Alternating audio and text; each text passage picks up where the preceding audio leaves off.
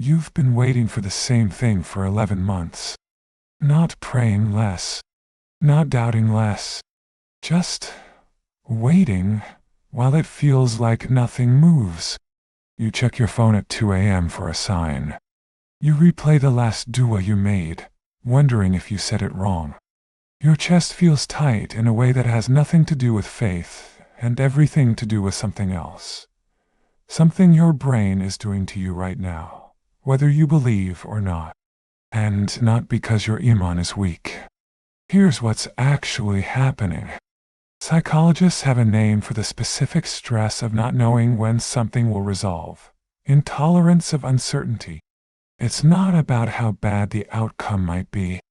It's about not knowing when it ends. Studies on people waiting for medical results, job offers, exam scores, over and over, show the waiting itself produces more anxiety than the outcome does, good or bad. Once people know, even a hard answer, their stress drops. It's the not knowing that eats you alive. There's a second piece to this. It's called the Zeigarnik effect, named after a psychologist who noticed something strange. Your brain holds on to unfinished tasks far more tightly than finished ones. A waiter in her study could remember an order perfectly while it was still open, and forgot it the second it was closed out. Your brain does the same thing with your dua, until it feels closed, answered, done, resolved. It stays open in your head, loud, intrusive, checking. That's not spiritual doubt. That's your brain refusing to let go of an unfinished loop. So the 2 a.m. phone checks, the replaying the wording of your dua, the tight chest, that's not your iman failing you. That's intolerance of uncertainty and an open loop your brain won't file away. Two well-documented mechanisms that have nothing to do with how much you believe. Now, here's where it gets interesting. Because Islam actually named this problem centuries before psychology did. The Prophet taught that a dua is never wasted. It's answered in one of three ways. It's given exactly as asked, or something better replaces it, or harm is removed from you because of it. Notice what that teaching does. It doesn't promise you a timeline. It promises you an outcome, eventually, in one of three forms. It removes the when from the equation entirely. That's not a coincidence. That's the exact fix for intolerance of uncertainty, because the anxiety isn't really about whether, it's about when. And the Islamic framing of dua quietly removes when from being the thing you're allowed to be anxious about in the first place.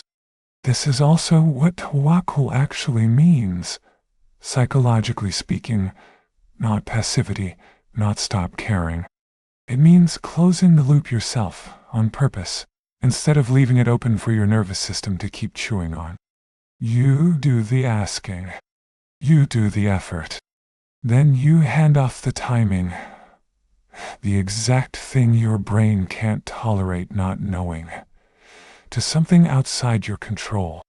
That's not weak faith. That's the most direct psychological solution to the exact mechanism explained a minute ago. So here's one thing you can actually do. Not a mindset shift, an actual practice. Pick one specific time of day. Same time, every day, as your only check-in moment for whatever you're waiting on. Not the news, not your phone, not replaying the dua. One deliberate moment. Outside that window, the moment the thought shows up, say one line, out loud or in your head.